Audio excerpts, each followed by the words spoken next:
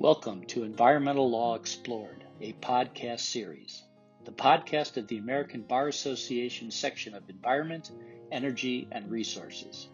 SEER is a member organization whose mission is to foster the success of a diverse community of environmental, energy, and resources lawyers, advisors, law students, and decision makers, and provide a premier forum for the exchange of ideas and information.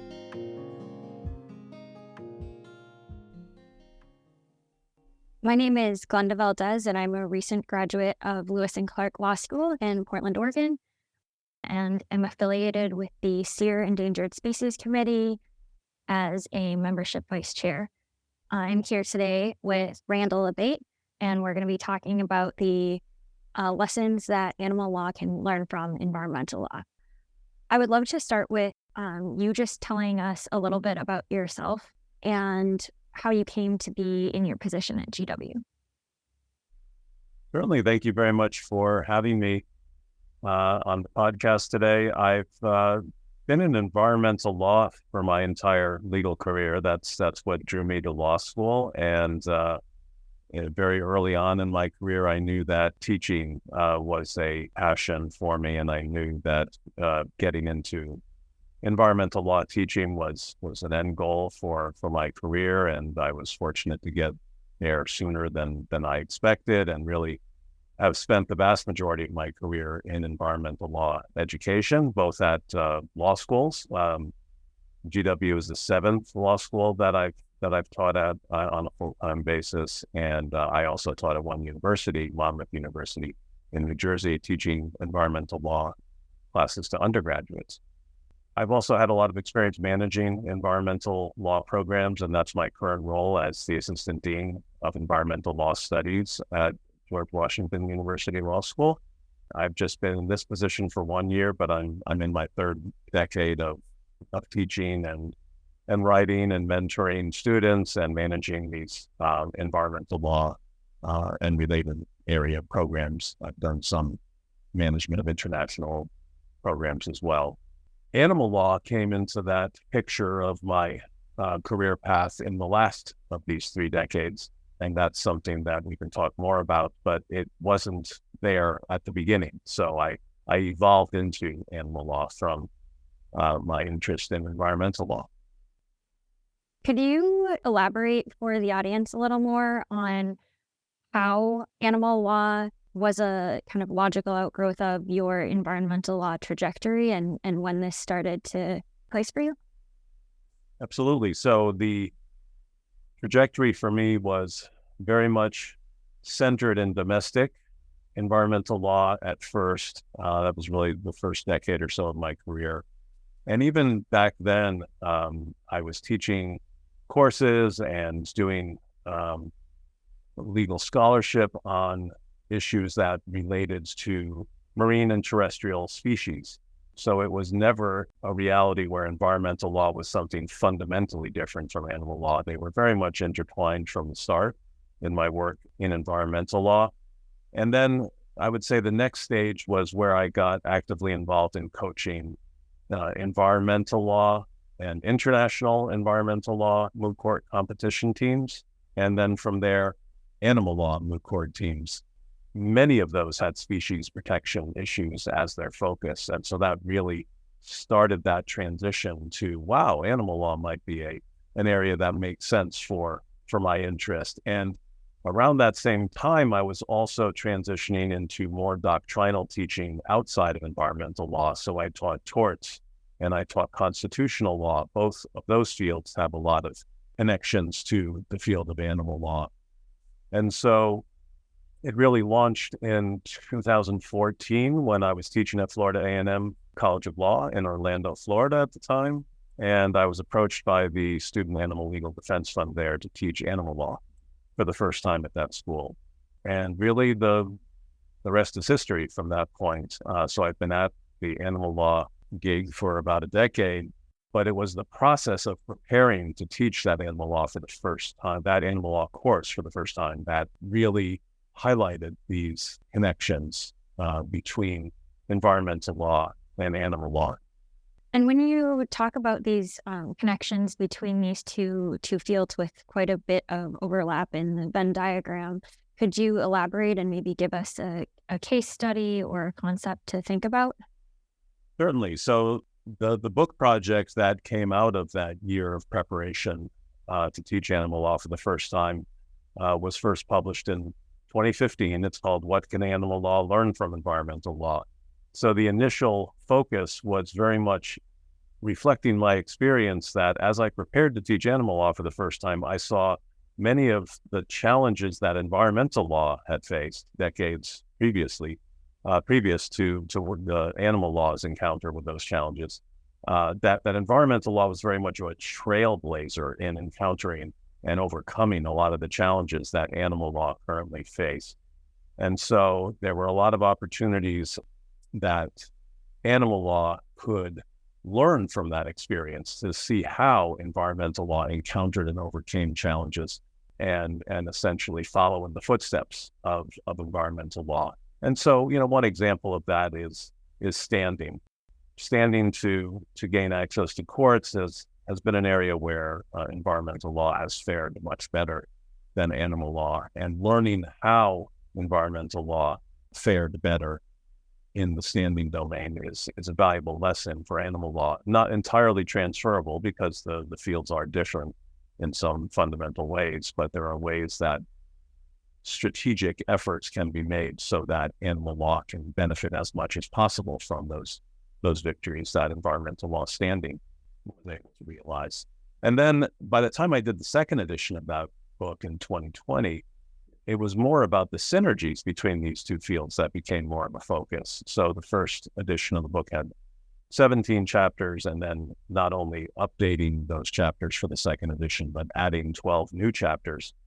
So the second edition is 29 chapters long, and that many of those chapters were about the synergies, how these two fields can and should work together on a lot of issues that are of common concern to both fields. So issues like climate change and food law and strategic rights-based litigation strategies are areas where the two fields can and should work together more effectively. In essence, both are representing voiceless communities, and then they have a lot in common in that regard as well. When you're talking about protecting trees or wildlife, they're not able to stand up and represent themselves in court, and so you have a lot of common ground there for the two fields to learn from each other's playbook on how to protect those vulnerable communities. Yeah, that's really interesting, the various synergies that exist within these fields.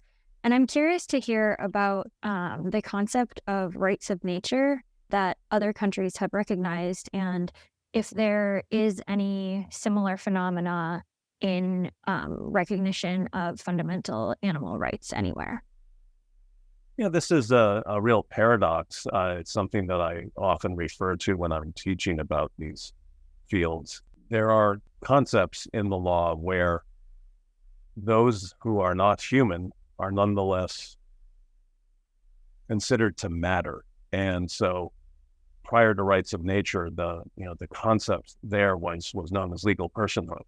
So corporations enjoy legal personhood, ships.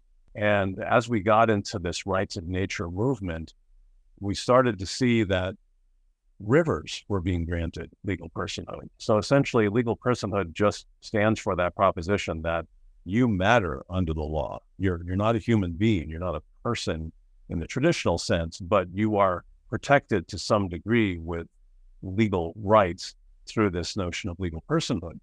And the cruel irony of that is that rivers are getting granted that status under the law, and yet it's been much more difficult for animals to be granted that degree of protection. It's been years of litigation now seeking to have rights conferred to animals, legal personhood, and those kinds of fundamental rights type of protections for their own sake, not because humans value them, but because they're valuable in their own right. And that's made some progress largely outside the U.S. The U.S. cases have been incredibly impactful and have generated a lot of very positive opinions that are moving the literature, the jurisprudence forward on how animals deserve these legal protections. But it's really a reflection of how we intersect with animals in our society, how humans use animals for their own ends. So it might be for food, or it might be for entertainment, or it might be for medical research. It's hard for humans to recognize intrinsic value in animals, even when we can recognize that they are indeed sentient. It's still more difficult for the law to recognize the rights that animals have as compared to rivers or other resources in nature, where humans are more inclined to recognize that intrinsic value of that piece of nature for its own sake. Earlier, you mentioned one of the areas of synergy as food law or potentially climate change. Could you talk about how those areas might work to break down silos between animal environmental law and increase collaboration?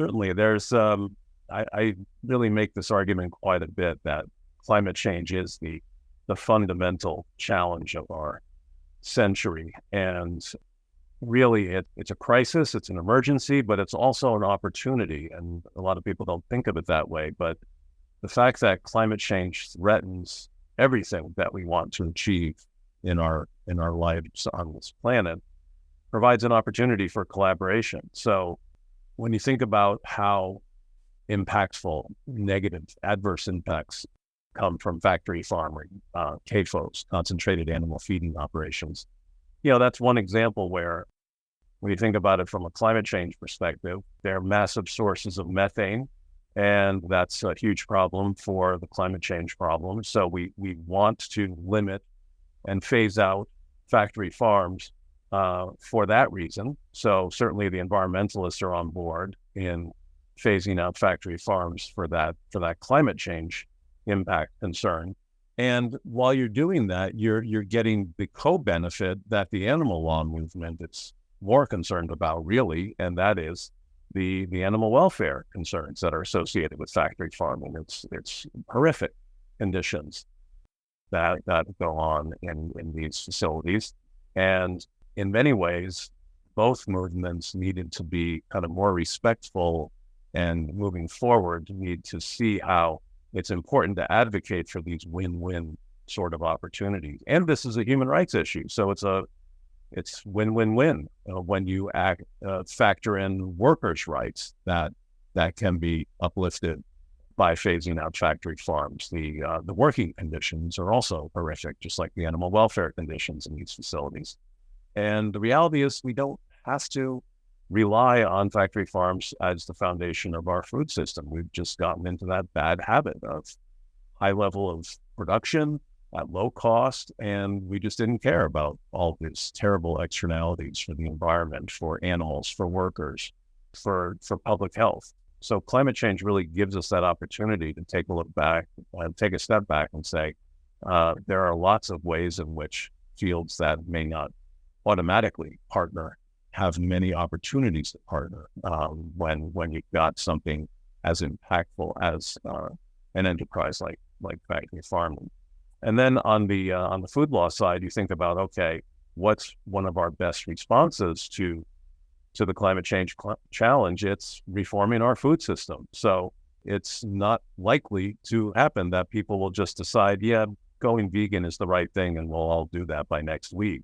What's more likely is that we're going to find alternatives to our existing food preferences that hopefully, for most of the public, do not require that much sacrifice. And so I think one challenge that the plant-based food movement encountered was that people are still very much attached to the taste and texture of traditional meats. And it may not be until we embrace cultured meat that we're going to get more people on board with letting go of the traditional factory farming production methods for our food system. And so I think it's very important for animal and environmental advocates to be helping us move toward that alternative food supply to get us away from factory farming. And certainly plant-based foods are a better solution than cultured meat. Cultured meat, in fact, is derived from animal cells, so it's not really moving us away from that animal exploitation paradigm at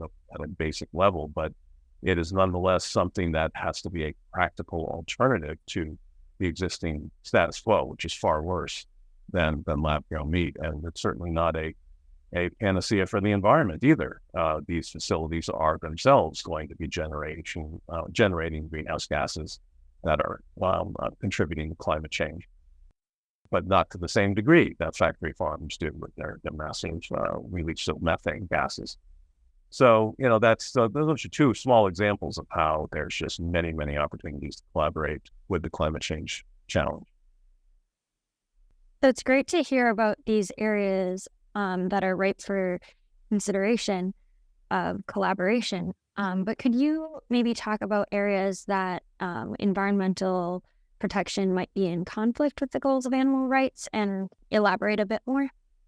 Certainly, I think there's the one that always comes to mind first for me is how there's just a fundamental different way of thinking about the objectives in environmental law versus animal law. And that's really, I think, in many ways, what's held up animal law's progress under the law. And that is, environmental law is much more about the system as a whole. So it's concerned more about the ecosystems.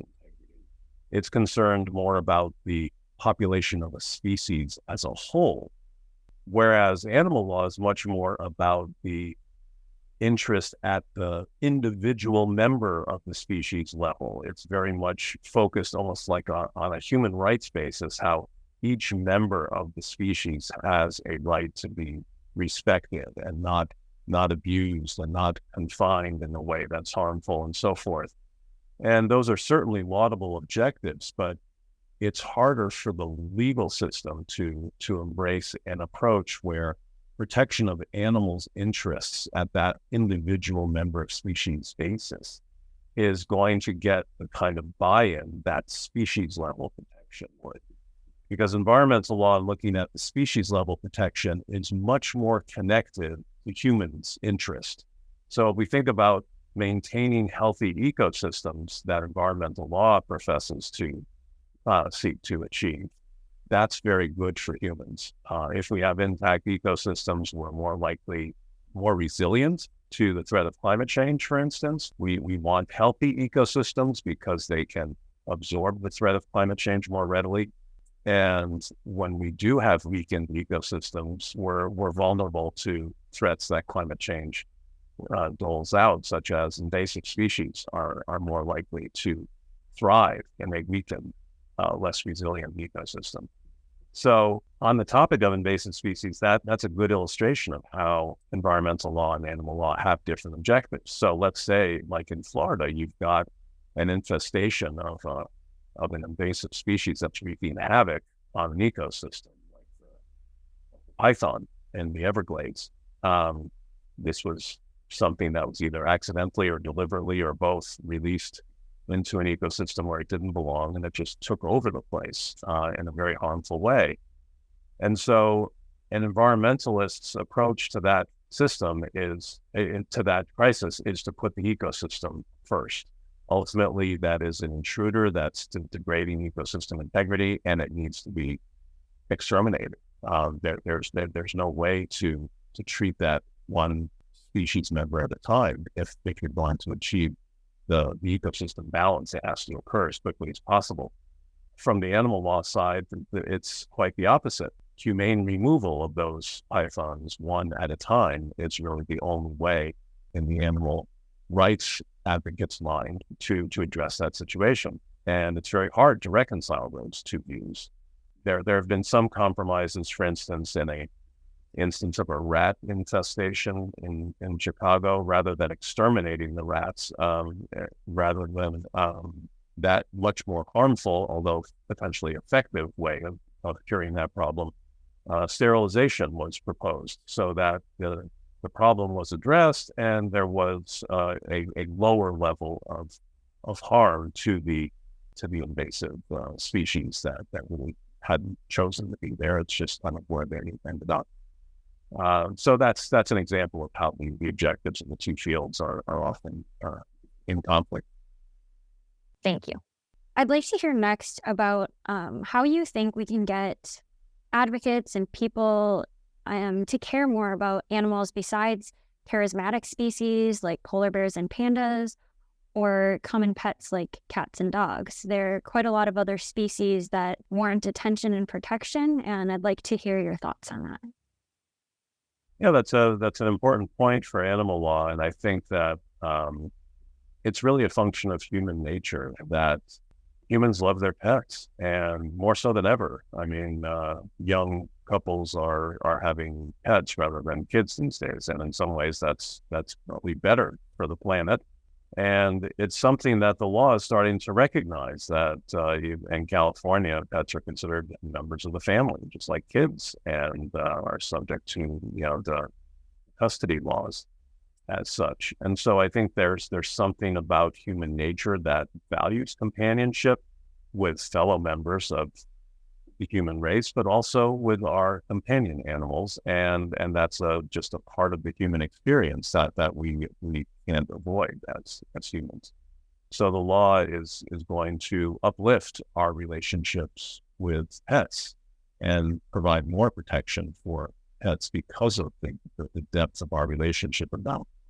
And likewise, these charismatic megafauna, as they're known, it's going to be easier to galvanize support for an animal protection cause when you have an iconic species, whether it be a panda or a polar bear or any others, chimpanzees that garner that sense of respect and love from humans, that it's going to help rally a cause, whatever it might be.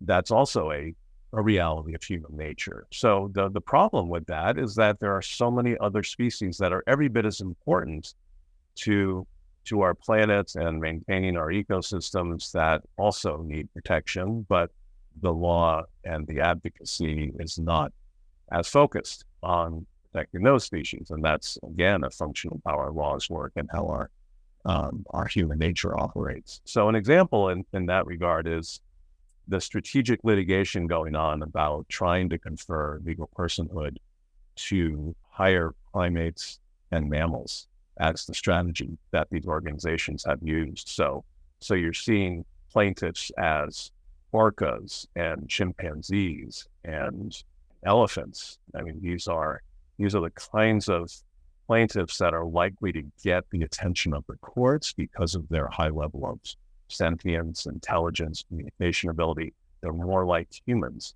Those cases would likely be absolutely dead at the starting line if they were trying to advocate for legal personhood for ants, lizards. It's just not going to have the same effect on the audience as those higher primates and mammals behave in many ways so much like humans and seem to deserve the legal protections more so than those invertebrates and critters that we step on if they're a nuisance to us. I think it's really just those two things, a function of human nature and a function of how the law advances.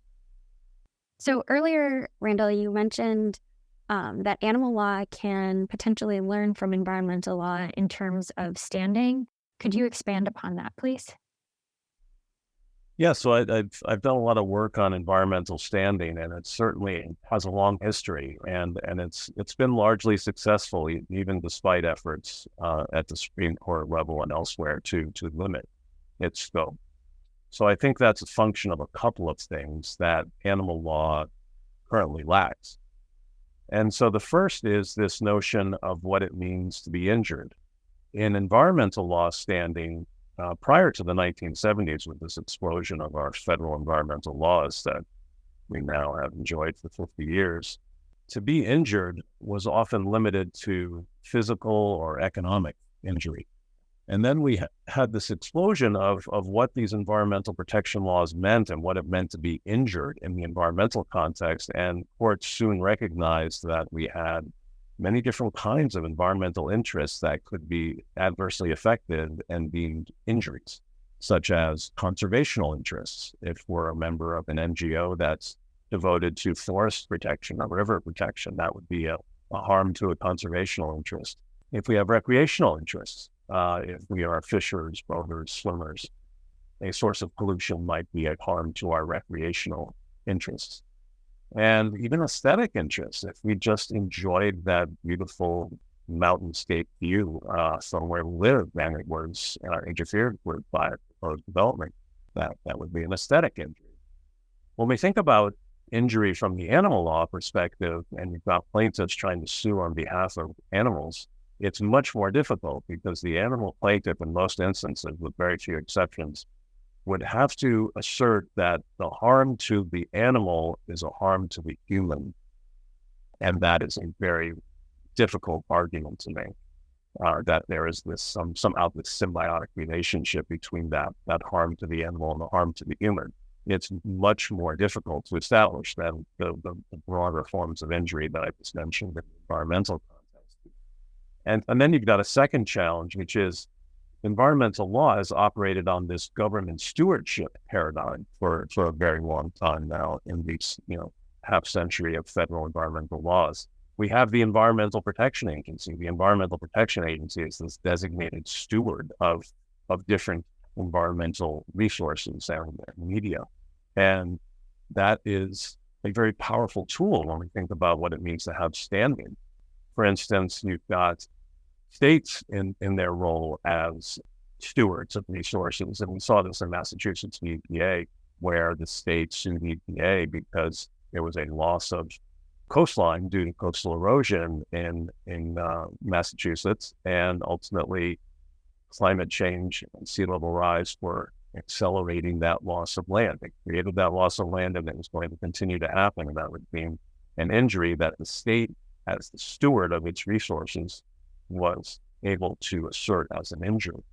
We don't have an animal protection agency. We don't have a stewardship model for animal protection right now. And that makes standing that much more difficult to be able to sue on behalf of animals that you are entrusted to protect. That doesn't work. USDA is certainly not the Animal Protection Agency. We just don't have that model. And so we have environmental laws that take somewhat of a stewardship approach that protects species and other habitats, but we do not have that equivalent stewardship paradigm. And so that has limited the ability for animal law to have effective standing. And then the third is one we've already discussed, which is we don't have that legal personhood paradigm working well yet for animals either. And so that would give them the right to sue on their own behalf. For instance, if an animal is listed under the Endangered Species Act, arguably it should have standing in its own right to sue for any threats to its continued existence. And then a human could be the guardian for that inherent interest that the protected species would have. But that has not happened. We have not seen the law recognize the legal personhood of animals to bring standing in their own right. That's not true with natural resources. We've seen that happening with rivers and else in other areas of the natural resource kingdom. That concept is taking hold. It's still a slow process. The rights of nature and legal personhood for resources is moving forward, but there's still a lot of pushback, even among environmental law scholars. But it's a fundamentally different place than where we are with animal law, which you've got those three major barriers: the nature of the injury, the nature of the stewardship model, and then that last piece, like lack of legal personhood for animals. Finally, I'd like to round out this conversation by asking, what you'd like listeners to take away from this conversation today. Well, I think it's really important to understand that there are divides within both of these fields, and that's unhealthy, but it's unavoidable, really. You have in environmental law, you've got some different factions. You've got pollution control as a focus. You've got natural resource protection as a focus. You've got wildlife and forestry, as examples of natural resource protection, where traditional pollution control might be just water pollution, air pollution, land-based pollution. Those are different approaches in terms of how the law works and what the goal of the protection is. And then you've got other sub areas of what we consider environmental law. Climate change law is considered a part of environmental law now. Energy law. I mean, the field is so broad and vast. You're going to have those inevitable conflicts, objectives within those sub parts of the field. And likewise, in animal law, you've got the ongoing Hatfield and McCoy debate between animal welfare advocates and animal rights advocates. Those movements haven't gotten along and aren't likely to get along anytime soon. But the opportunity between these fields is a major lost opportunity if we don't promote collaboration between animal law and environmental law. I think there's more of a reason for those two fields to cooperate on a variety of topics than it is to have that within field cooperation within environmental law and within animal law. Animal law and environmental law should see each other as natural allies to achieve mutual objectives in the space of climate change and food law, as we discussed. Another example is all these win-win situations where you're getting these co-benefits by doing something. For instance, if you are interested in promoting coastal resilience as an environmental management strategy, promoting coastal resilience is also good for protecting endangered and threatened sea turtles. So you're getting these gains for both movements by doing one thing. And there's just so many examples of how that's possible to achieve if these fields start to talk together more and work together more. And I'm seeing more of those coalitions in lawsuits in the past 5 years, the kind of cross-field collaborations of plaintiffs where it used to be just PETA or just the Sierra Club. We're seeing intermixing of groups across the fields. And I think that's very, very good for both fields. It needs to happen more. And I think it's also important not to pigeonhole these fields, that ultimately we are talking about doing the best the law can to protect entities that are fundamentally vulnerable and not able to speak for themselves. And so that is really what should be driving this collaboration, that lawyers can be crusaders for protecting those who need legal assistance in a very intrinsic way that ultimately the cooperation between these two fields will facilitate.